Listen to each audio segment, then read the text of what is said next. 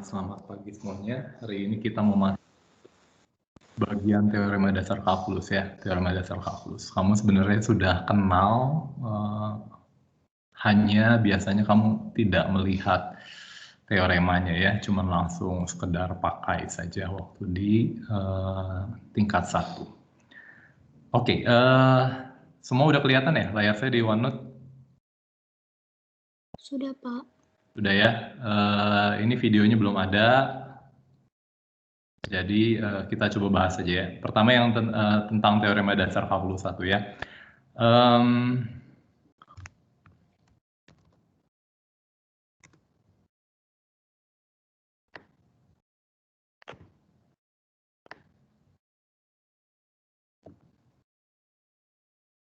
Misalkan terdapat himpunan hingga E di AB, himpunan hingga ya, jadi ya berhingga. Dan fungsi f dan f besar, AB real, fungsi dari AB ke real, fungsi f-nya kontinu di AB, turunannya ada untuk setiap titik kecuali di titik di himpunan E, ya kecuali di himpunan E. Dan fungsi f-nya itu terintegral Riemann ya, pada akhirnya untuk fungsi f terintegral Riemann dia cukup kontinu, tapi tidak fungsi yang tidak kontinu juga bisa terintegral Riemann ya. Oke, akibatnya integral f dari AB, fb min fa, integral f dari AB itu bisa dilihat dari anti turunannya kira-kira ya, tapi ini sebenarnya bukan, ya oke lah, anti turunannya, mencari anti turunannya. Kira-kira seperti itu. Dan ini menurut saya teorema yang benar-benar powerful ya, yang sangat luar biasa sekali. Kamu masih ingat nggak ya dulu waktu kamu menghitung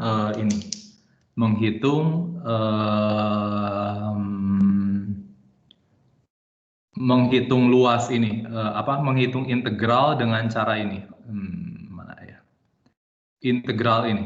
Aduh, tipis sama. Integral fx sama dengan x kuadrat aja. X-nya anggota 0 sampai A. Gitu ya. Kalau kamu ingat dulu waktu di kalkulus, yang kamu lakukan adalah apa? Satu yang biasa kamu lakukan adalah partisi interval 0A menjadi apa? Menjadi n buah subinterval yang sama panjang. Waktu itu mah sama panjang ya. Kalau sekarang kita udah Riemann yang beneran Riemann-nya tidak harus sama panjang. Pinternya dia ya, gila itu orang. Jadi saya punya nanti x0 ini sama dengan A, ini kurang dari x1, kurang dari ini, kurang dari xn yang sama dengan B, gitu ya. Dan saya nanti punya dalam hal ini delta x, kalau di Riemann kita sekarang delta xi, karena nanti bergantung dari interval ii-nya ya. Interval ii-nya tentunya didefinisikan sebagai xi min 1 sampai xi. Ini selang ini untuk setiap i, Jadi nanti delta xi-nya itu karena partisinya mempunyai subinterval yang sama panjang, ini persis sama dengan delta x. Dan delta x-nya adalah apa? Delta x-nya adalah selang A dibagi N gitu ya. Yang kedua, saya mau melihat luas ya dalam tanda kutip, bukan luas juga ya, luas bertanda. Luas di bawah kurvanya, di bawah kurva Y sama dengan fx. Ini adalah apa? Cara mencarinya, luas persegi panjang di bawah kurva fx pada interval ii, gitu ya. Mencarinya adalah apa? Ini tentunya adalah tingginya dikali dengan lebarnya ya, dikali dengan lebarnya, delta x. xi-nya bisa saya pilih nanti waktu di kalkulus itu kamu Riemann kiri, Riemann kanan, atau Riemann tengah, atau Riemann apapun gitu ya. Pada akhirnya xi-nya boleh berapapun tag-nya kalau di kita ya. Nah, di sini xi-nya saya pilih Riemann kanan. Jadi saya pilih di setiap kali saya punya subinterval, saya pilih yang kanannya xi. Jadi wakilnya itu nilai fungsi yang paling kiri. Ini tentunya ini akan menjadi apa? Fxi itu akan menjadi xi pangkat 2 dikali delta x gitu ya. Padahal XI itu adalah apa? Ini X0-nya adalah A, tentunya X1-nya gampang. X1-nya adalah A ditambah delta X gitu ya. X2-nya tentunya adalah apa? A ditambah 2 kali delta X. Secara umum nanti XI-nya adalah apa? XI-nya tentunya adalah A ditambah I kali delta X. Padahal delta X itu adalah apa? Delta X itu adalah A dibagi N. Gitu ya. Jadi untuk mencari ini tentunya tinggal apa? A ditambah I dikali A per N pangkat 2 dikali dengan delta X-nya A per N. Kalau saya sederhanakan ini menjadi apa? A kuadrat ditambah 2A kuadrat per N dikali I ditambah A kuadrat per N kuadrat dikali I kuadrat, ini semua dikalikan dengan A per N. Oke ya, kalau saya sederhanakan lagi,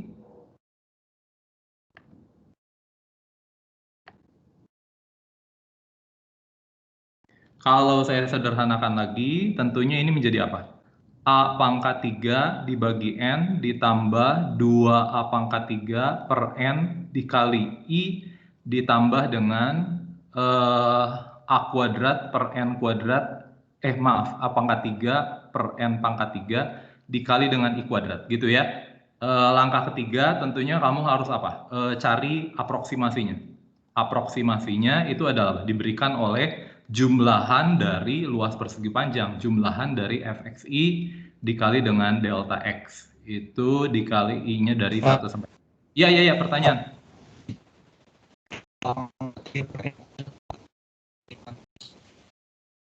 Apa? Nggak kedengeran, sorry.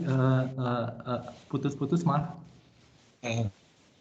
Pelan-pelan ngomong. 2A 3 per N. 2A. Oh, ini N kuadrat ya? Oke, terima kasih. Oke, putus-putus ya. Sambungannya lagi kurang bagus ya. Oke lah.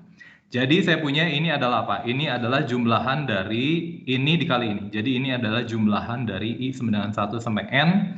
Dan ini adalah apa? A pangkat 3 per N ditambah 2A pangkat 3 per N kuadrat dikali I ditambah dengan A pangkat 3 per N pangkat 3 dikali I kuadrat gitu ya. Dan ini kamu sudah tahu ini menjadi apa? Ini menjadi A pangkat 3 dibagi N sigma N. Ini sigmanya sigma I. Ini menjadi apa? A pangkat 3 per N tambah A pangkat 3 per N tambah A pangkat 3 per N sebanyak N kali. Tentunya jadi A pangkat 3 per N dikali N. Ini adalah A pangkat 3. Gitu ya. Ini ditambah dengan ini.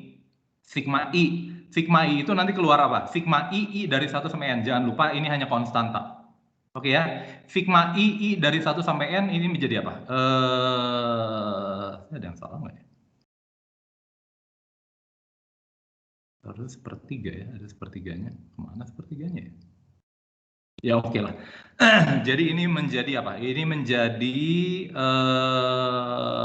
2A pangkat 3 per N kuadrat. Sigma I nanti menjadi apa? Sigma I dari 1 sampai N, ini adalah deret geometri. Deret geometri menjadi apa? Jumlah suku pertama ditambah suku terakhir dikali dengan N dibagi 2 ya. Ini menjadi N per 2, untuk N menuju tak hingga, ini hilang, jadinya tinggal N kuadrat per 2. N kuadrat per 2, nanti 2, jadi tinggal A pangkat 3 ya. Apa iya nggak sih? Saya udah lupa. Ini jadi benar ya, N per 2 dibagi N kuadrat, nanti untuk N menuju tak hingga, ini hilang. Nanti sisanya tinggal N kuadrat per 2, dikali N kuadrat per 2, N kuadrat per 2-nya hilang, jadi sisanya tinggal A pangkat 3. Oke, dan yang suku terakhir, yang terakhir ini adalah apa? Sigma dari I kuadrat. Sigma dari I kuadrat. Sigma dari I kuadrat ini apa? Waduh, saya lupa ya. Ini 2N plus 1 kalau nggak salah ya. Dikali N plus 1.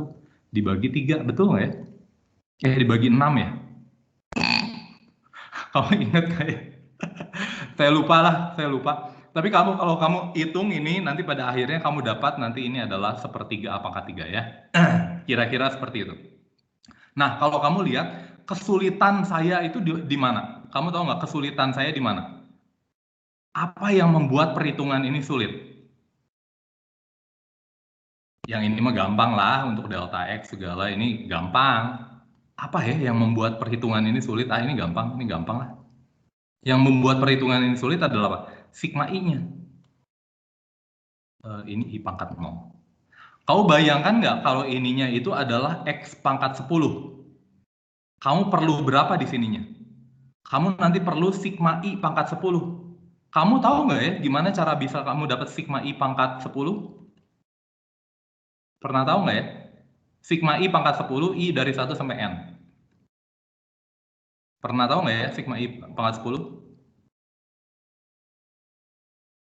Nah, ada orang Rusia yang pinter ya, dia pakai kayak deret collapse gitulah, I plus 1 pangkat 10 dikurangi dengan I pangkat 10 gitu ya. Nanti kamu hitung ini, pangkat 11. Nanti kamu akan mendapatkan hasil di sini. Kalau kamu harus tahu sebelumnya sigma I pangkat 9. Kalau kamu pengen tahu sigma I pangkat 10. Gitu ya.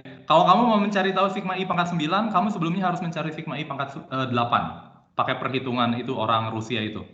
Kayaknya udah pernah diajarin deh waktu di kalkulus. Kalau kamu mencari sigma I pangkat 8, kamu harus cari sigma I pangkat 7. Dan seterusnya. Dan kamu bayangkan, ini sigma I kuadrat, waduh keluarnya aja kamu 3 suku, lihat. 3 suku. Kamu kebayang nanti kalau sigma I pangkat 8, mungkin perkalian 9 suku. Dalam N. Karena penjumlahan dari 1 sampai N. Kau bayangkan begitu susahnya.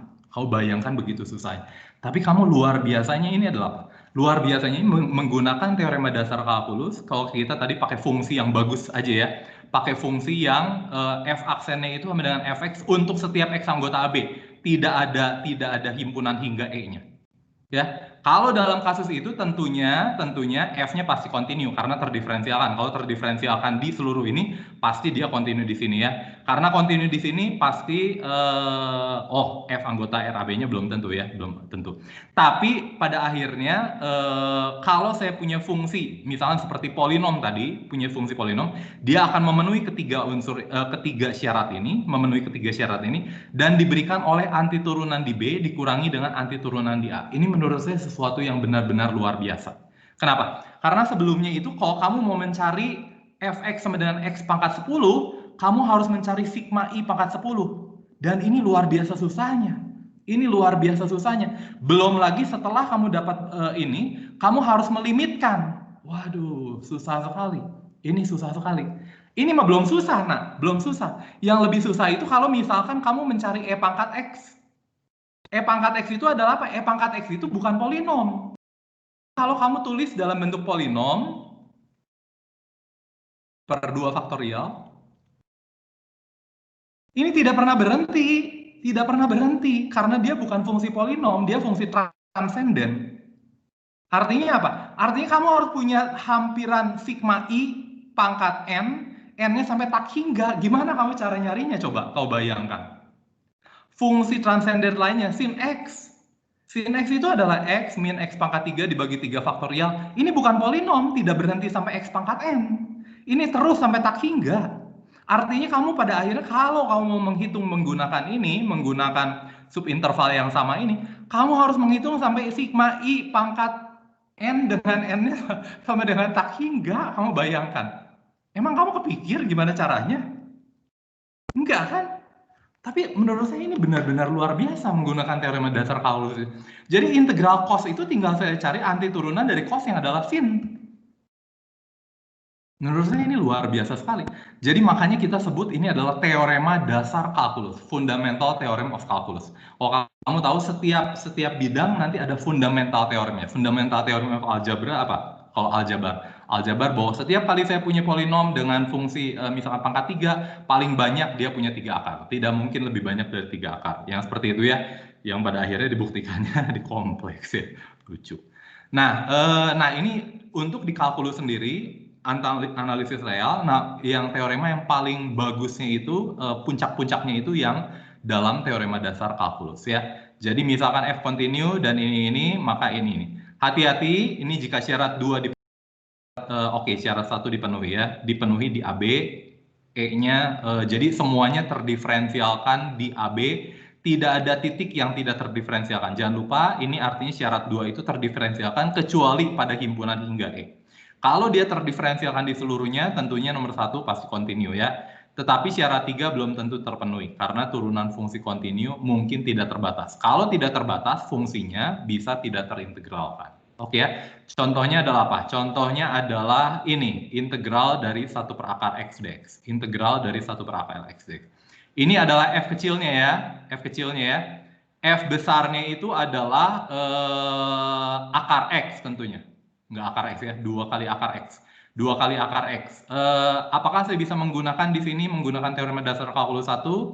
Tidak. Kenapa? Karena f kecilnya adalah 1 per akar x. 1 per akar x itu bukan anggota tidak terintegral di selang AB, di selang 0,1 dalam hal ini. Kenapa? Karena dia bukan fungsi yang terbatas. Dia bukan fungsi yang terbatas. Gitu ya. Dan pada akhirnya, nah ini teorema dasar kalkulus 1 juga ya. Buktikan bahwa nanti signum min 1,3 dx itu sama dengan 2. Signum itu apa ya? Saya ingat dulu si Handi ngomong signum itu didefinisikan sebagai min 1 fungsi sin. Ini fungsi sin ya. 0. Fungsi gitu ya. Ini ketinggiannya 1, ini ketinggiannya min 1. Betul nggak ya? Handi, betul nggak ya kayak gini? Di 0 didefinisikan di 0 apa di 1 ya? Lupa, Pak. Aduh, kamu teh. Benar. Bukannya kamu yang ngerjain. Benar, Pak. Gimana? Benar, saya ingat saya benar kayak gitu. Di 0-nya didefinisikan 0 ya, bukan di 1 Iya. atau min 1. Oke ya. Di Jadi ini namanya fungsi signum. Kalau saya ambil intervalnya pada interval min 1 sampai 3, ini min 1 sampai 3. Min 1 sampai 3, maka saya tahu f besarnya oke ya. F aksen x-nya sama dengan fx untuk oke. Jadi verifikasi menggunakan TDK bahwa signum ini adalah 2. Oke ya. Nanti fungsi signum ini saya punya fx-nya adalah apa? Fx-nya itu adalah mutlak x. Nanti seolah-olah apa? Kalau saya hilangkan nolnya ya, kalau saya hilangkan nolnya, maka yang turunannya adalah min 1 ini adalah garis ini. Gitu ya. Yang turunannya adalah 1 tentunya adalah garis ini. Dan kalau dia harus melewati 0, tentunya fungsinya harus seperti ini. Yang adalah nilai mutlak. Gitu ya. Betul nggak? Ini adalah nilai mutlak fungsi signum ini. Ya, kamu coba aja. Kalau fungsi signumnya dari min 1 sampai 0, fungsi signum dari min 1 sampai 0. Ini adalah apa? Ini adalah luasan ini kan? Luasan ini berapa dari min 1 sampai min 1? 0 kan? Jadi kalau saya punya luasan fungsi signum dari min 1 sampai 1 adalah fungsi ini dievaluasi di 0 dan min 1. Saya salah nggak ya? Ini bentar. Ini signumnya, bentar. Ini adalah f-nya adalah signum. Ini fx. Ini adalah fx-nya. Maka untuk integral dari min 1 sampai 3 aja. Integral min 1 sampai 3 itu adalah fungsi mutlak x. Jadi kalau mutlak x itu adalah mutlak 3 dikurangi mutlak min 1 adalah 2. Betul ya? Tapi kok kalau min 1 0 nggak sih? Kalau min 1 0 berarti sama dengan apa? Ini 0 dikurangi ini min 1 kan ya? Min 1 betul? Oh iya betul ya. Kan ini integralnya kan min 1 ya. Integral fungsi signum dari min 1 sampai 0 itu kan luas kurva ini, luas kurva merah ini. Gitu ya. Tingginya minus 1, jaraknya 1. Oke ya. Kamu bisa juga kamu lihat. Nah, tapi kalau kamu lihat di sini dia memenuhi teorema dasar kalkulus. Oke ya. Fungsi f-nya itu continue di AB, yes, ini continue. Fungsi mutlak x itu continue pada min 1 sampai 3. Turunannya itu sama dengan fx, yes, kecuali di titik 0. Di sini e-nya itu tentunya adalah himpunan yang isinya adalah 0. Fungsi f terintegral Riemann, ya, fungsi f terintegral Riemann kan fungsi kontinu. Fungsi kontinu pasti terintegral Riemann ya. Maaf. Fungsi kontinu. Ini fungsi f-nya mah fungsi signum. Fungsi signum ini terintegral Riemann ya, karena ini adalah apa? Fungsi tangga. Fungsi tangga kan terintegral Riemann. Oke ya. Jadi dia memenuhi ini, dan memenuhi ini. Jadi akibatnya integralnya itu adalah ini dengan f besar x-nya adalah ini. Tapi kamu hati-hati Antiturunan dari fungsi signum itu bukan mutlak X. Kenapa? Karena kan dia nggak punya turunan di 0. Jadi hati-hati ya ketika kamu ngomong menghitung integral itu hanya menghitung antiturunannya saja, dievaluasi di titik batasnya. Salah. Salah. Karena antiturunan dari fungsi signum itu bukan mutlak X. Kecuali dibuang titik-titik yang tidak terdiferensialkannya, dalam hal ini adalah 0. Ya, tapi mungkin itu tidak kamu sadari waktu di kalkulus dulu. Sampai sini ada yang mau kamu tanyakan? Sorry. Sampai sini ada yang mau kamu tanyakan? Ini benar-benar mengerti atau benar-benar tidak mengerti? Yuk kita lihat bukti teorema dasar. Iya, pertanyaan. Tadi dapat mutlak X-nya gara-gara gambar itu ya, Pak? Ya, Gambar. kamu mau mencari fungsi yang turunannya itu adalah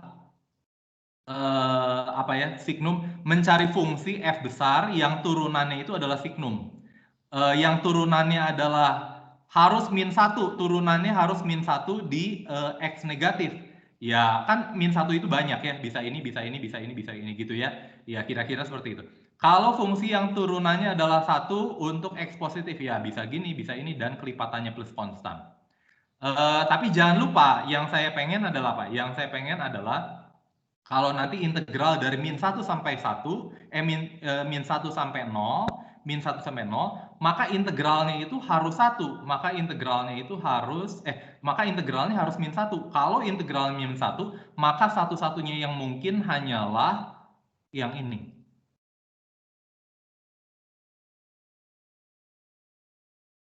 Fungsinya. Nggak mungkin yang ini. Karena kalau yang ini nanti ininya akan menjadi apa? Ketinggian 1 dikurangi ketinggian 2. Ini masih -1 ya? -1 ya? Apa enggak ya? Ketinggian 1 dikurangi. Ya, oke lah. Ya nanti tinggal kamu cek lah deh, Bu. Ceknya harus rada kenapa ya? Kenapa enggak mutlak X yang ini ya? Bentar. Oke. Saya nggak mungkin mutlak X-nya yang ini ya, karena nanti pada akhirnya kalau misalnya saya ambil dari -1 sampai 4 misalkan, -1 sampai 3. Kalau -1 sampai 3 ini berubah menjadi apa? Ketinggiannya jadi apa? Ketinggian di sini apa? Misalkan ini mungkin aja Pak, F besar X-nya itu adalah mutlak X ditambah dengan ini apa? Mutlak X ditambah dengan 3. Kalau mutlak X ditambah dengan 3, maka ininya adalah apa? Anti turunannya ini menjadi di 3 menjadi 3 tambah 3 dikurangi 3 kurangi 1, 3 kurangi 1. Tetap 2 ya. Nah, pertanyaan bagus ya, pertanyaan bagus. Itu bukan pertanyaan kamu, Deborah. Pertanyaan kamu, kenapa enggak fungsi mutlaknya itu dinaikkan gitu? Itu bukan pertanyaan kamu ya? Kak. Oh, bukan. Pertanyaan kamu apa? Saya bingung kenapa bisa dapat mutlak X itu intuisinya dari mana, kayak nggak bakalan kepikiran gitu, Pak. Oh, ya ini mau fungsi-fungsi yang inilah ya. Ya, fungsi apa yang turunannya sama dengan -1? Ya, turunannya -1 kan yang adalah fungsi min X dong, Deborah. Fungsi yang turunannya min X plus konstan. Berarti di kanan itu harus min X plus konstan. Berarti kan gini. Fungsi di kanannya itu harus plus 1 nih. Fungsi signum kan di kanan itu ketinggiannya 1. Artinya turunannya harus 1. Apa yang turunannya 1? X plus konstan dong. Gitu aja gampangnya, Deborah. Kalau tanpa melihat nolnya loh ya. Tanpa melihat nolnya. Kalau tanpa melihat nolnya, fungsi yang konstan min 1, apa fungsi yang turunannya adalah konstan min 1? Tentunya adalah min X tambah konstan. Yang turunannya itu adalah 1 untuk X-nya positif, tentunya adalah X plus konstan. Gitu aja Deborah, gampangnya mah. Jadi kira-kira gampangnya itu. Jadi yang nggak mungkin nanti gini, yang fungsinya gini. Nggak mungkin ini. Nah, kamu coba aja ya. Nah, ini nanti pada akhirnya harus nyambung. Karena saya pengen dia continue. Oh, berarti nanti fx-nya itu bukan hanya plus x ya, tapi ini fx plus konstan. Oke. Yes. Gitu Deborah, kamu ngerti nggak maksud saya? Iya, paham, Pak, paham. Ya, jadi gitu aja, karena turunannya min 1, apa yang turunannya min 1? Ya, min X. Karena saya mau mencari fungsi yang turunannya itu adalah min 1 di X negatif. Jadi ketika X negatif harus turunannya min 1. Ya min X tambah konstan lah, min X tambah konstan. Supaya konstannya nambung, nanti F continue, nanti konstannya harus sama, gitu kira-kira ya. Nah yuk kita lihat bukti teorema dasar kalkulus 1. Misalkan E itu adalah himpunan hingga di AB, F, F itu fungsi dari AB ke real, F-nya itu continue pada seluruh AB, F aksennya itu sama dengan Fx untuk setiap X anggota AB. Jangan lupa dalam hal ini F besarnya itu harus terdiferensialkan di AB. Kecuali E-nya itu ternyata adalah AB-nya sendiri. Kecuali E-nya itu adalah AB-nya sendiri. Maka nanti terdiferensialkan pada selang buka AB. Kalau E-nya itu isinya adalah titik A dan titik B. Gitu ya. E-nya himpunan hingga terserah kamu berapapun. Dan F-nya itu harus terintegral Riemann. Fungsi yang mau namanya mau diintegralkan ya F-nya harus terintegral Riemann gitu ya. Nah, dalam hal ini akan ditunjukkan oke. Jadi misalkan E-nya ini dalam kasus ini adalah AB. Jadi saya punya nanti terdiferensialkannya bukan pada seluruh interval tutup AB, tapi hanya pada interval buka AB. Dengan cara yang sama saya bisa punya variannya itu misalkan terdiferensialkan pada ini ya, dengan cara yang sama. Pak, gimana kalau ini cuma kasus EHAM dan AB, berarti tidak umum dong? Tidak, nah. Karena nanti pada umumnya ketika saya punya AB gini, misalkan dia tidak terdiferensialkan di C1 dan C2, maka saya bisa pecah. Ini menjadi apa? Saya bisa pecah menjadi ini. Ini dan ini, gabung. Ini, gabung. Ini. Gitu ya. Jadi kalau satu saja kamu sudah bisa buktikan, ya pada akhirnya kamu bisa lakukan induksi. Kamu bisa lakukan induksi. Malah nggak harus induksi ya, karena hanya cuman oh iya pakai induksi. Nah, misalkan E-nya itu adalah AB, ini hanya titik ujungnya. Saya hapus dulu. Jadi pada akhirnya ini bisa berlaku secara umum. Dalam kasus lain dapat dilakukan hal sama untuk subinterval yang lebih kecil. Itu yang tadi saya jelaskan. Untuk menunjukkan ini, apa artinya integral F-nya adalah ini? Apa artinya? Artinya untuk setiap epsilon positif, terdapat delta positif, sehingga untuk setiap partisi berlabel P dot dari AB, partisi berlabel P dot dari AB, dengan norma partisi P dotnya itu kurang dari delta, mengakibatkan apa? Mengakibatkan mutlak dari integral F dikurangi FB min FA, ini harus ini F yang terintegral Riemann ya, F yang terintegral Riemann, maaf. Oh, jadi yang mau ditunjukkan ini dikurangi ini harus lebih kecil dari epsilon. Tujuannya apa? Saya ingin mencari deltanya. Deltanya itu apa? Deltanya itu terkait dengan norma partisinya. Jadi saya mau mencari delta yang adalah norma partisinya. Kira-kira seperti itu ya. Delta yang mencari norma partisi sehingga ini selisihnya itu kurang dari epsilon. Oke ya. Nah, jadi diberikan epsilon lebih besar dari 0 karena F anggota Riemann AB, maka terdapat delta positif sehingga untuk setiap partisi berlabel P dot dari AB dengan norma partisi kurang dari delta berlaku SF P dot min integral ini kurang dari epsilon. Ingat ya, F-nya yang anggota RAB. F-nya anggota Riemann. Nah, pertanyaannya bagaimana saya milih partisi P dot untuk memilih partisi P dot? Saya bagaimana memilih delta? Pertanyaannya bagaimana memilih delta? Oke ya. Misalkan diberikan P dotnya ini adalah ini ya. Kan ini untuk setiap partisi berlabel.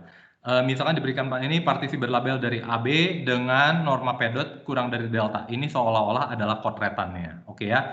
Perhatikan bahwa jadi mulai titik kedua ini adalah kotretan. Misalkan diberikan ini, perhatikan bahwa karena F kontinu di AB dan terdiferensialkan di AB, maka berdasarkan bagus sekali, coba lihat teorema nilai rata-rata untuk turunan. Sebenarnya kamu seharusnya udah harus awas. Kenapa ini harus menggunakan teorema nilai rata-rata untuk turunan? Karena kamu mau menghubungkan apa? Karena kamu mau menghubungkan turunan dengan fungsi dengan turunannya. Fungsi dengan turunan pertamanya. Fungsi dengan turunan pertamanya kita tidak lain cuma punya satu senjata, yaitu adalah teorema nilai rata-rata untuk turunan yang umum, atau kamu pakai teorema Role. Hanya dua kan pilihan kamu. Nah, ini powerful sekali ya teorema nilai rata-rata untuk turunan. Jadi pada interval untuk setiap subinterval ini, untuk setiap subinterval ini terdapat UI ini menggunakan teorema nilai rata-rata untuk turunnya pada setiap II ya, pada setiap II. Maka terdapat UI anggota II-nya sekarang yang buka saja, sehingga fxi dikurangi ini itu sama dengan turunan dari ini dikali ini. Padahal turunan dari ini itu sama dengan F UI gitu ya. Jadi saya punya nanti FB min FA itu adalah apa? Sigma ini. Loh Pak, kok bisa sigma ini? Lah ini kan sebenarnya seperti deret collapse. Tapi bukan deret ya, karena ini cuma sampai N. Penjumlahan hingga, bukan deret. Ini menjadi FB min ini. Padahal Fx ini itu untuk setiap selangnya menjadi apa? Menjadi ini berdasarkan teorema nilai rata-rata untuk turunan. Jadi F aksen dari UI XI min 1, F aksen UI-nya itu adalah FUI dikali dengan XI dikurangi XI min 1. Oke ya, jadi karena F anggota Riemann AB dan ini, maka SFP dotnya ini adalah FB min FA. Oke, P dotnya tentunya dengan memilih apa? Dengan memilih tag yang tagnya apa? Tagnya adalah UI. Dengan memilih tag yang adalah UI gitu ya. Dengan memilih tag yang adalah UI, maka SFP dot itu sama dengan FB min FA. Jadi pada akhirnya dengan memilih delta yang sama, oke. Jadi saya butuh tadi jadi milih deltanya gimana ya? Oh, saya jadi lupa karena F dan norma dari P dotnya kurang dari delta, maka oke. Nah, ini itu oke. Jadi saya pilih deltanya yang sama, tapi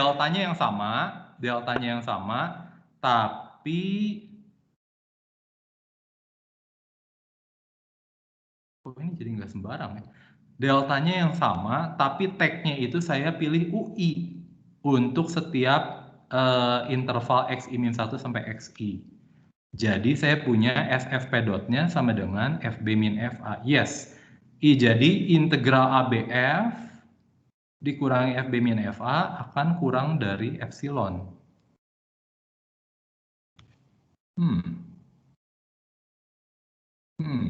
Kenapa kurang dari epsilon ya? Karena berlaku untuk sembarangan, maka kita dapatkan yang diinginkan. Kok saya ada yang hilang gitu? Bentar. Untuk membuktikan bahwa integral ini untuk ini, berarti saya harus untuk sembarang partisi ya. Untuk sembarang partisi. Kenapa ini tag-nya dipilih? Kenapa tag-nya dipilih? Kan tag-nya harusnya sembarang. Ya, tapi pada akhirnya ini sembarang di XI min 1 sampai XI ya. XI min 1 sampai XI. Jadi integral ABF ini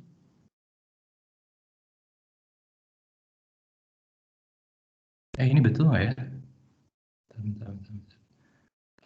Akibatnya integral ini oke. Aduh, saya lupa. Kan integral AB ini itu hanya angka ya. Integral ABF ini hanya angka. Integral ABF ini hanya angka. Kalau kamu membuktikan bahwa F-nya itu terintegralkan, kamu harus buktikan apa? Kalau kamu membuktikan dia terintegralkan, harus sembarang partisi berlabel. Nah, tapi kan saya sudah tahu F-nya itu terintegralkan. Cuman saya pengen tahu bahwa integralnya itu adalah FB min FA. Jadi nanti pada akhirnya, jangan lupa, kalau dia terintegralkan, nanti pada akhirnya saya pilih partisi berlabel apapun, asal kurang dari delta, maka dia akan menjadi integralnya. SFP dot itu akan menjadi integralnya gitu ya. Jadi saya punya, padahal di sini SFP dotnya adalah apa? SFP dotnya adalah FB min FA. Jadi nanti saya punya FB min FA min integral ini kurang dari epsilon. Oke, jadi seperti itu ya. Bagus sekali. Jadi ini bukan membuktikan bahwa F-nya terintegral Riemann ya. Bukan. Kalau kamu membuktikan F-nya terintegral Riemann, kamu harus ambil sembarang partisi berlabel dengan norma partisi kurang dari delta. Buktikan bahwa integral ini dikurangi L itu kurang dari epsilon. Tapi sekarang ini F-nya itu sudah terbukti, sudah dia punya terintegral Riemann. Artinya ada delta sehingga integral F min L itu sama dengan kurang dari epsilon. Pertanyaannya L-nya siapa? L-nya siapa? Ternyata bisa dibuktikan menggunakan pemilihan ini, L-nya itu adalah FB min FA dengan memilih tag partisi tertentu. Tentunya dengan norma partisinya masih kurang dari delta. Supaya memenuhi F-nya itu anggota Riemann AB. Oke ya? Sampai sini ada yang mau kamu tanyakan? Kalau kamu baru lihat ini pertama kali, waduh. Aduh. Rada lumayan. Kalau kamu baru lihat ini pertama kali ya. Apalagi kamu belum latihan. Apa itu maksudnya terintegralkan? Ciloko. Gitu ya. Ya oke. Tapi tidak usah berkecil hati ya. Setidaknya kalau ini pertama kali, kedua kalinya kamu bisa baca sendiri. Malah kata dosen itu biasanya ngomong gini. Kamu itu kalau jadi dosen, kalau ngejelasin jangan jelas. Kalau kamu ngejelasin dengan jelas, anak-anak merasa puas. Kalau anak-anak merasa puas, dia tidak bingung. Kalau dia tidak bingung, dia tidak cari tahu lagi dari buku. Dia hanya berdasarkan apa yang kamu omongin. Jadi omongan kamu adalah kebenaran. Padahal benernya omongan kita itu bisa salah. Yang benar itu buku yang setelah direvisi berapa ratus orang gitu ya. Setelah direvisi berapa ratus orang, diliatin ininya. Ya, oke lah. Sorry, ada yang mau ditanyakan teorema dasar kalkulus 1? Hati-hati ya syarat-syaratnya ya. Jangan kamu berpikir, 1, 2 memenuhi 3 ini ya, yang kayak gitu ya. Kamu harus mengerti semua arti dari teorema ini. Harus mengerti apa artinya. Oke ya. Nah, yang berikutnya adalah teorema dasar kalkulus 2. Jadi, ini yang biasanya kita pakai. Cuman yang biasanya kita pakai adalah apa? Integral F gitu ya. Integral F nggak pakai AZ-nya itu adalah apa? F besar Z ditambah dengan konstan. Konstannya itu diwakili oleh F besar A seolah-olah gitu ya. Adalah A-nya ini. Karena kan nanti integral F kalau batasnya adalah konstan, kan ini menjadi konstan. Ini menjadi C-nya, ini calon C-nya. Integral F-nya. Jadi makanya di sini kamu tidak punya konstannya, F besar Z-nya. Ya, karena konstannya itu terkait dengan batas bawahnya, yaitu adalah A. Nah, definisi integral tak tentu, dan ini juga luar biasa ya, teorema dasar kalkulus 2. Luar biasa sekali.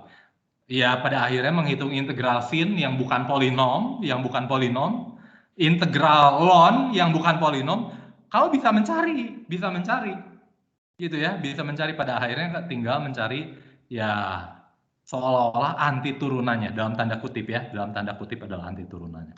Ini disebut integral tentu F dengan titik bawah, base-nya bawahnya itu adalah A. Dapat dibuktikan bahwa integral tertentu F ini kontinu Lipschitz. Kalau kontinu Lipschitz berarti F besarnya kontinu. Kalau saya berdefinisikan seperti ini, maka F-nya itu adalah fungsi yang kontinu, F besar ya. Dan bahkan bukan kontinu Lipschitz. Kalau kontinu Lipschitz artinya ya oke. Kontinu seragam ya pasti ya, karena orang pada selang tutup juga tutup terbatas. Nah, yang berikutnya adalah teorema dasar kalkulus 2. Misalkan F-nya terintegral Riemann, dan F-nya kontinu pada C anggota AB, akibatnya integral tentu dari F terdiferensialkan di C anggota AB, integral tentu dari F, integral tentu dari F maksudnya F besar ya, integral tentu dari F, terdiferensialkan di C. Ini maksudnya F aksen X sama dengan Fx untuk setiap X anggota AB. Oke ya. F-nya harus kontinu. Oke ya. Tapi jangan lupa ketika F anggota Riemann AB, F-nya nggak harus kontinu loh. F-nya nggak harus kontinu. Kalau F-nya nggak harus kontinu, F aksen X-nya belum tentu sama dengan F. F kecil. Artinya apa? Artinya belum tentu anti turunan. Contohnya fungsi signum. Fungsi signum itu F besarnya adalah apa? F besarnya adalah mutlak X. Tapi mutlak X itu bukan turunannya adalah signum. Hati-hati ya. Jadi ketika kamu menghitung integral, itu adalah anti turunannya, itu adalah salah. Kalau integral dari fungsi yang mempunyai fungsi yang kontinu, pasti itu jadi anti turunannya. Kalau fungsi yang kamu integralkan itu tidak kontinu, belum tentu anti turunannya. tidak harus anti turunannya. Makanya yang diomongin teorema dasar kalkulus 2 itu kalau F-nya kontinu. Kalau F tidak kontinu, ya ada juga yang seperti ini, tapi tidak terdiferensialkan untuk setiap titik. Tidak terdiferensialkan untuk setiap titik. Oke ya. Jadi contohnya adalah signum. Oke ya. Dan pandang fungsi Tomae. Fungsi Tomae adalah fungsi yang biasanya itu ya, kamu tahu ya. Orang ngomongnya fungsi popcorn.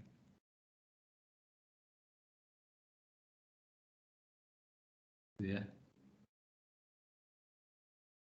Itu ya fungsi Tomae.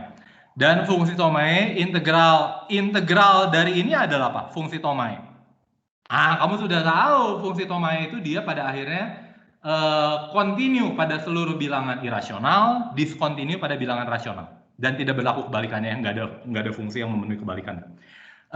Dia fungsi Tomae. Nah, integralnya adalah apa? Integralnya adalah 0. Tapi kalau kamu mencari anti turunan dari 0 apa? Kalau fungsinya harus terdiferensialkan. Konstan. Tapi fungsi Tomae kan bukan fungsi konstan. Bukan fungsi konstan. Jadi artinya apa? Jadi artinya hati-hati ketika kamu ngomong bahwa integral f itu adalah anti turunannya. Hati-hati. Bukan. Karena integral dari fungsi Tomae itu adalah 0. Fungsi konstan 0. Di mana-mana dia adalah fungsi konstan 0.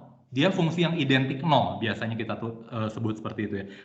Kalau fungsi yang identik 0, anti turunannya adalah apa? Konstan. Tapi dia bukan fungsi konstan. Bukan fungsi konstan. Anti turunan dari fungsi 0 adalah fungsi konstan 0 adalah konstan, tapi dia bukan fungsi konstan. Gitu ya. Jadi kamu harus hati-hati. Teorema dasar kalkulus 2 ini hanya berlaku ketika F-nya kontinu. Ketika F-nya tidak kontinu, ya pada akhirnya bukan anti turunannya ya, bukan anti turunannya. Oke. Sorry, ada yang mau kamu tanyakan sampai sini teorema dasar kalkulus 2? Nah, nanti membuktikan teorema dasar kalkulus 2 menggunakan kekontinuan Lipschitz ya, menggunakan kekontinuan Lipschitz. Sebenarnya kamu udah dapat yang ini ya waktu di kalkulus, rasanya kamu udah dapat ya. Nanti kan seolah-olah integral apa? Nanti kan seolah-olah kamu punya integral ini. Kalau ini base-nya A ya, integral AX. Ini kan ininya pengen apa? Ininya pengen seolah-olah FY min Fx gitu kan ya. FY min Fx. FY min X ini menjadi apa? Integral A sampai Y dari F dikurangi dengan integral A sampai X yang adalah integral X dari Y Fx dx. Ya, kira-kira seperti itulah ya. Nanti kenapa ininya bisa terbatas karena fungsi Lipschitz gitulah. Nanti pada akhirnya kamu bisa dapatkan apa yang diinginkan. Buktinya kamu lihat dari buku ya. Buktinya kamu lihat dari lebih gampang dari teorema dasar kalkulus 1. Tidak ada pertanyaannya. Oke. Nah, ini puncaknya. Ini puncaknya. Ini puncaknya. Ini seharusnya sesuatu yang benar-benar exciting banget ya. Himpunan 0. Ini himpunan 0, oh bukan ini. Himpunan 0 bukan ini ya, bukan. Ini bukan himpunan 0 itu bukan ini. Ini mah himpunan kosong. Ya, tapi ditulisnya sama ya, 0 set. Oh, kamu nanti ambil kalau kamu baca di Rudin kayaknya ada deh. Namanya himpunan berukuran 0. Kalau kamu nanti ambil mata kuliah S2, teori ukuran dan integral. Nah, ini namanya itu di sana itu bukan himpunan 0, tapi himpunan dengan ukuran 0. Kira-kira gitu ya. Himpunan ukuran 0 itu adalah apa? Ya yang nggak memuat interval. Gampangnya itu nggak memuat interval. Ukurannya 0, sama sekali dia tidak ada interval di dalamnya. Contohnya adalah apa? Contohnya adalah himpunan bilangan asli. Himpunan bilangan asli itu adalah himpunan dengan ukuran 0. Himpunan 0 dalam hal ini. Kenapa? Karena dia tidak ada interval. Sekecil apapun dia tidak punya interval. Himpunan bilangan rasional. Dia adalah himpunan dengan ukuran 0. Tapi himpunan bilangan irasional bukan ukuran 0. Berarti nggak bisa ya ngomongin bukan interval. Nggak bisa, maaf. Contoh yang buruk dari saya. Iya, tapi gampangnya kalau dia tidak memuat interval, pasti dia berukuran 0. Tapi bisa juga tidak memuat interval, tapi tidak berukuran 0. Contohnya bilangan irasional ya. Himpunan Z dikatakan himpunan 0 jika dalam hal Qx oke. Sehingga Coba kita lihat definisi sekali lagi. Ini bolak-balik. Himpunan Z subset real dikatakan himpunan 0, dan tentunya himpunan hingga juga adalah himpunan 0 ya. Jika untuk setiap epsilon lebih besar dari 0, terdapat koleksi terhitung himpunan buka. Jadi ada himpunan buka AKBK, sehingga Z-nya itu termuat dalam gabungan AKBK, gabungan interval AKBK. Dan jumlahan dari BK min AK, kalau K-nya dari 100 metak hingga, ini akan lebih kecil atau sama dengan epsilon. Maka dia disebut himpunan 0. Gitu ya. Contohnya adalah apa? Yang paling gampang apa ya? Yang paling gampang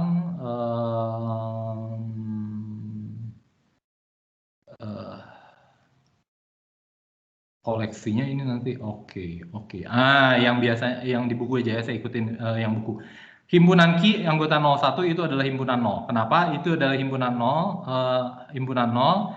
Nah, caranya adalah gini, saya enumerasi semua bilangan Ki dari 0 sampai 1, enumerasi.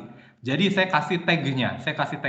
Jadi Ki 1 sampai Ki N sampai ini. Jangan lupa ini hanya sebanyak bilangan asli loh, karena ini hanya himpunan terhitung. Karena bilangan rasional antara 0,1 itu adalah bilangan terhitung. Karena terhitung, dia sebenarnya kardinalitasnya sama dengan kardinalitas N. Karena kardinalitasnya N, maka saya bisa enumerasi dia.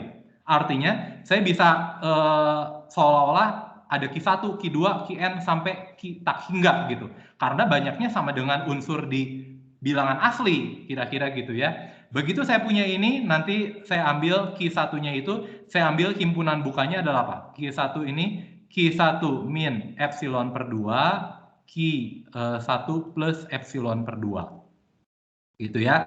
Dengan cara yang sama adalah apa? Nanti Q2-nya itu adalah apa? Q2 min epsilon per 4, Q2, plus epsilon per 4. Jadi ini adalah interval buka. Ini adalah A1B1-nya. Ini adalah A2B2-nya. A3B3-nya adalah Q3 min epsilon per 2 pangkat 3 di Q3 sampai Q3 plus epsilon per 2 pangkat 3. Tujuannya apa? Saya buat ini. Kamu ngerti nggak? Jadi kira-kira ini, saya punya Q1 di sini, saya punya Q2, saya punya ininya itu makin kecil. Ininya itu makin kecil. Tadinya misalkan segini ya. Udah gitu makin lama makin kecil, makin lama makin kecil. Tujuannya apa? Supaya nanti jumlahannya itu lebih kecil sama dengan epsilon. Karena jumlahan dari ini apa? Kan ini menjumlahkan apa? Panjang dari sini ke sini apa? Panjang dari sini ke sini adalah dari min epsilon sampai epsilon. Oke. Dari epsilon, min epsilon per epsilon ini menjadi apa? New.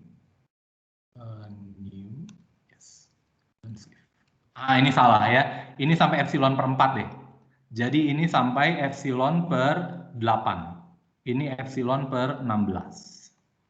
Gitu kira-kira ya. Supaya apa? Karena jarak dari ini panjang intervalnya apa? Q1 plus epsilon per 4 dikurangi Q1 min epsilon per 4. Jadi adalah saya punya epsilon per 2 gitu ya. Yang kedua adalah apa? Epsilon per 4. Yang ketiga adalah epsilon per 8 dan seterusnya. Ini kalau saya keluarkan epsilonnya menjadi apa? Setengah ditambah seperempat ditambah titik-titik. Dan ini tentunya akan apa? Ini itu jumlahan hingganya menjadi setengah dibagi dengan 1 min setengah. Ini menjadi epsilon. Kira-kira kan pengen akhirnya jadi epsilon gitu ya. Jadi saya coba ininya pakai ini. Pak, kalau misalkan ini gimana Pak? Kalau misalkan himpunan yang terdiri dari 2 unsur, 1 dan 2. Ya ini mah gampang pisan, atau ini mah gampang pisan. Saya ambil ini apa? Supaya nanti jumlahan totalnya itu kurang dari epsilon per 2. Saya harus punya U1, himpunan buka U1. Saya harus punya himpunan buka U2. Himpunan 1,2 ini harus termuat di dalam U1 gabung dengan U2. Yes. Jadi tinggal saya cari panjang intervalnya di sini berapa supaya kurang dari epsilon. Ya gampang. Di sini ya kamu ambil berapa di sini? Ayo, di sini jadi apa? Ayo.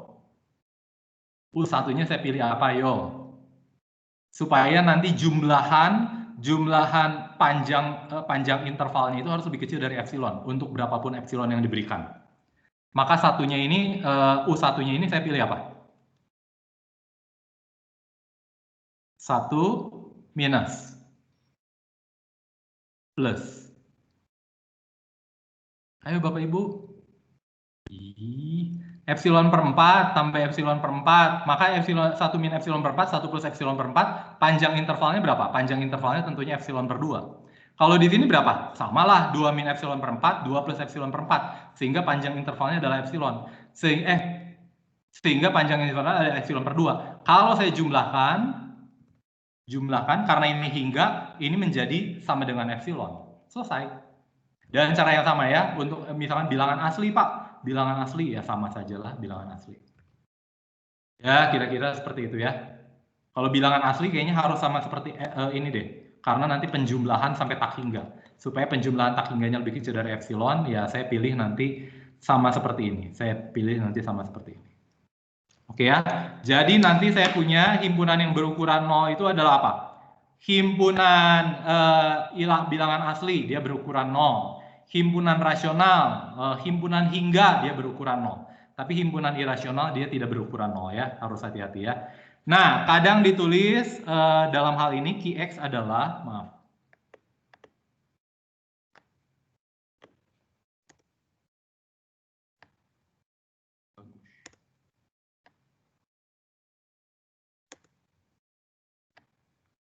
Ya di buku lengkap ya, di buku lengkap. Kalau belum ngerti nggak apa-apa, di buku masih ada, di buku masih ada. Walaupun ya kalau kamu ada yang nggak ngerti ditanyakan ya, jangan diam. Ditanyakan. Tugas saya dari awal kamu ada yang ini nggak, ngerjain nggak tugasnya dari awal? Kayaknya ada deh di antara kamu yang masih belum ngerjain tugasnya dari awal. Tugas apa Pak? Bertanya. Bertanya Nak. Kamu selama 1 semester ini ada nggak yang belum pernah bertanya ke saya di kuliah? Kayaknya ada deh. Ini udah tinggal 3 kali ketemu lagi loh kuliah. Ayo beranikan diri bertanya. Oke ya, jadi tuliskan definisi dari himpunan yang bukan 0. Negasi dari pernyataan ini, kamu harus coba ya. Nah, dalam hal Qx adalah pernyataan tentang X anggota I, maka Qx berlaku untuk hampir di mana-mana pada I, kalau I-nya itu adalah himpunan 0. Maaf, pada hampir setiap X. Maaf. Qx berlaku hampir di mana-mana pada I, pada hampir setiap X anggota I, jika terdapat himpunan 0Z, subset dari I, ini kok I-nya I gini sih, sehingga Qx itu berlaku untuk setiap X anggota I, Z. Jadi seperti yang tadi loh, yang tadi.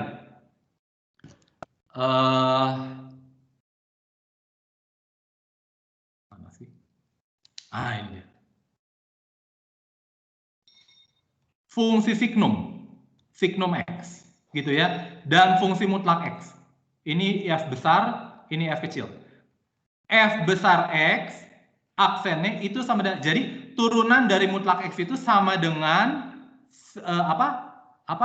signum X, hampir di mana-mana. Kita ngomongnya seperti itu.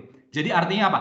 Dia berlaku hanya tidak berlakunya itu hanya pada himpunan 0. Dalam hal ini adalah apa? Hanya pada titik X sama dengan 0 dia tidak berlaku. Gitu ya. Jadi ketika ini turunan dari fungsi signum, turunannya itu adalah mutlak X. Ini hampir di mana-mana. Kalau di bahasa ukuran integral nanti almost everywhere. Almost everywhere. Hampir di mana-mana. Artinya apa? Ini itu berlaku di mana-mana kecuali pada himpunan yang berukuran 0. Mana Pak himpunan yang berukuran 0? Signum X sama dengan mutlak X hanya tidak berlaku di mana turunannya? Hanya tidak berlaku di X sama dengan 0. Dan X sama dengan 0 itu adalah himpunan berukuran 0. Oke ya. Jadi kalau suatu pernyataan dikatakan berlaku hampir di mana-mana untuk setiap X anggota I, artinya dia berlaku untuk setiap X anggota I, kecuali pada anggota I yang berukuran 0. Kecuali pada anggota I yang berukuran 0. Oke ya. Jadi ditulisnya seperti itu. Nah, buktikan bahwa himpunan 01 bukan himpunan 0. Ya, kamu coba ya. Definisi dari bukan himpunan 0. Hati-hati.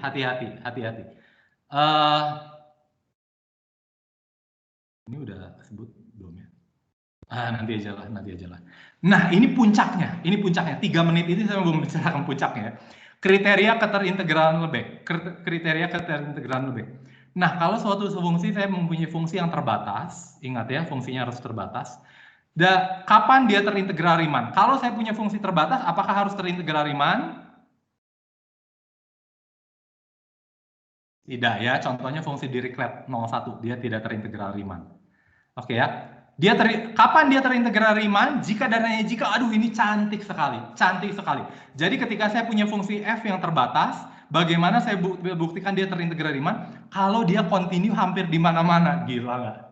Gila pisan. Jadi pada akhirnya kalau saya punya fungsi terbatas, bagaimana saya bisa tahu dia terintegral Riemann? Gampang. Kamu terintegralkan Riemann-nya itu hampir di mana-mana nggak pertanyaannya? Atau pertanyaannya gini, apakah dia terintegral Riemann kecuali pada himpunan yang berukuran 0?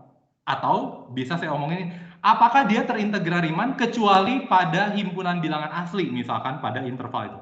Atau apakah dia terintegral Riemann, apakah dia terbatas, tapi tidak terintegral Riemann itu pada bilangan rasional antara 0, 1? Kalau dia tidak terintegralkan hanya pada bilangan rasional, pasti dia terintegral Riemann. Makanya fungsi Thomae itu adalah apa? Fungsi Thomae itu adalah fungsi yang kontinu pada irasional, diskontinu pada rasional. Jadi nggak kontinunya itu pada rasional, nggak kontinunya itu pada himpunan berukuran 0. Karena nggak kontinu pada himpunan berukuran 0 dan dia fungsi terbatas, dia pasti terintegral Riemann. Luar biasa sekali nggak teorema integral ini? Luar biasa sekali kan? Luar biasa sekali. Fungsi Dirichlet pasti dia tidak terintegral Riemann. Kenapa? Karena dia itu jika f kontinu. Karena fungsi Dirichlet itu tidak kontinu pada seluruh titik. Pada seluruh titik 0,1. Artinya apa? Artinya ukurannya nggak 0. Ukurannya nggak 0. Jadi dia nggak kontinuinya itu pada himpunan yang tidak berukuran 0. Karena dia tidak kontinu pada himpunan yang berukuran 0, maka walaupun dia terbatas, dia tidak terintegral secara Riemann. Bagus sekali. Ini adalah gongnya. Kriteria keterintegralan Lebesgue, Henry Lebesgue ya. Pinter sekali. Orang-orang ngomongnya lebih. Kenapa lebih ya? Dapat dibuktikan bahwa komposisi dari fungsi yang terintegral Riemann dan fungsi kontinu akan terintegralkan Riemann. Akibatnya perkalian fungsi yang terintegral Riemann juga terintegral Riemann. Komposisinya dari mana? Ya pada akhirnya kalau dia misalkan dia fungsi yang kontinu mah gampang ya. Kalau dia fungsi kontinu pasti terintegral Riemann. Kalau dalam kasus dia fungsi kontinu, maka komposisi dari dua buah fungsi kontinu pasti fungsi kontinu. Karena karena kontinu pasti terintegral Riemann. Jadi kalau dia kontinu dan komposisi fungsinya terintegral Riemann, dapat dibuktikan komposisi fungsi terintegral Riemann dan fungsi kontinu. Dapat dibuktikan komposisi fungsi terintegralkan Riemann dan fungsi kontinu akan salah ini. Komposisi fungsi terintegral. Ini apa sih? Saya mau ngomong apa sih? Saya mau ngomong kalau dianya fungsi kontinu, komposisi dari dua buah fungsi kontinu, maka dia terintegral Riemann. Karena komposisi dari dua buah fungsi kontinu pasti kontinu. Kalau dia kontinu, pasti dia terintegral Riemann. Kira-kira seperti itu ya. Dan menggunakan itu saya bisa membuktikan nanti f kuadratnya juga akan terintegralkan. Caranya gimana? Caranya saya bangun sekarang fungsi baru. Kalau misalkan fx, saya fungsi baru gx. Gx-nya itu adalah x kuadrat. Nanti jadi g komposisi f itu adalah apa? G komposisi f itu adalah f komposisi f ya. Betul ya? G komposisi f adalah ya, jadi f komposisi f. Jadi sehingga pada akhirnya f kuadratnya itu terintegral Riemann. Dan cara yang sama nanti kalau f kuadrat terintegral Riemann, maka f kali g menggunakan relasi ini juga terintegralkan Riemann. Oke ya. Jadi ini akhir dari keterintegralan Riemann. Nanti hari Senin kita mau belajar satu lagi yang lebih mudah yang kita namakan integral Darboux. Kalau integral Lebesgue sendiri tidak akan kita bahas ya. Nanti dibahas di S2. Kalau tertarik ya kamu bisa baca bukunya ya. Jadi hari ini kita belajar teorema dasar kalkulus 1, teorema dasar kalkulus 2. Hati-hati, perhatikan bahwa kamu harus mengerti apa maksud dari setiap kata di teoremanya.